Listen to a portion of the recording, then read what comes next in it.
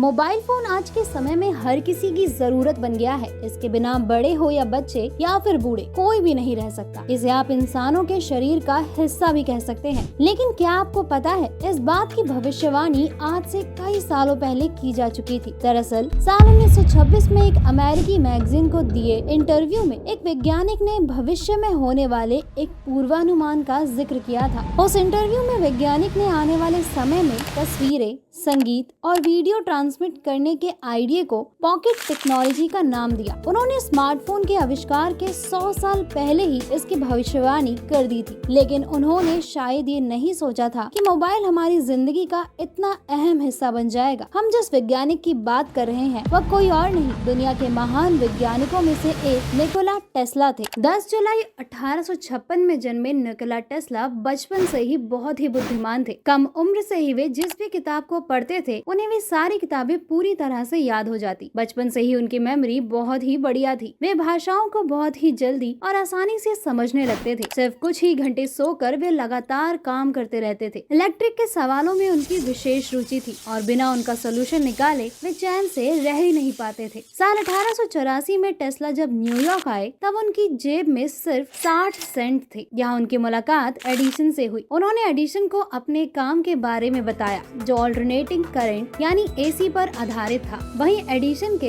एक दिश धारा यानी डायरेक्ट करंट आधारित बहुत से पावर प्लांट लगा चुके थे। एडिसन चाहते थे कि टेस्ला डीसी पर काम करे, जबकि टेस्ला को एसी पर ज्यादा विश्वास था। टेस्ला ने एडिसन के कई उपकरणों को अपग्रेड किया, लेकिन एडिसन ने उसका श्रेय उन्हें कभी नहीं दिया।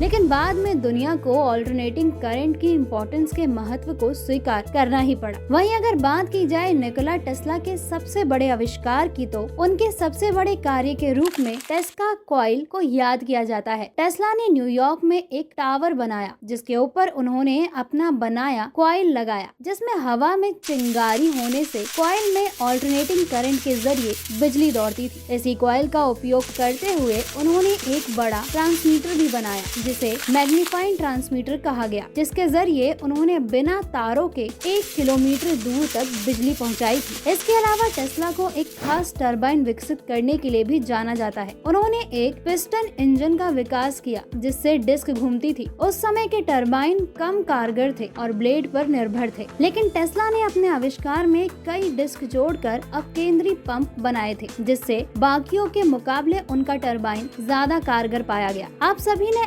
एक्सरे का नाम तो सुना ही होगा। इसमें विकिरण शरीर से होकर गुजरता है और केवल हड्डियों को पार नहीं कर पाता, जिससे फिल्म का विकिरण न पड़ने वाली जगह पर खास निशान पड़ जाता है। एक्सरे की मूल खोज रोंटेजन ने की थी, लेकिन टेस्ला ने इसकी प्रक्रिया में सुधार किया था, जिसके बाद ही इसे इस्तेमाल में लाया गया था। कई वैज्ञानिक मानते हैं कि टेस्ला की सबसे बड़ी उपलब्धि उनके रेडियो संकेतों के आदान प्रदान की क्षमता की खोज थी, लेकिन इससे पहले टेस्ला अपनी खोज पर पेटेंट ले पाते, इस खोज का श्रेय मार्कोनी ने ले लिया, जिसके दावे के लिए लंबी कानूनी लड़ाई भी चली। इसके अलावा नियॉन बल्ब भी टेस्ला का ही आविष्कार था। इस बल्ब के लिए उन्होंने खास तरह की कॉइल विकसित की थी। इसके साथ ही टेस्ला का नियाग्रा फ्लॉस पर किया गया हाइड्रो इलेक्ट्रॉनिक पावर जनरेटर का प्रयोग बहुत फेमस हुआ था। उनके जनरेटर को बहुत प्रसिद्धि मिली थी। यह जनरेटर ऑल्टरनेटिंग करंट पैदा करता है और इसी तर्ज पर आज भी दुनिया के कई पावर प्लांट काम करते हैं, जिससे लाखों करोड़ों लोगों को बिजली मिलती है।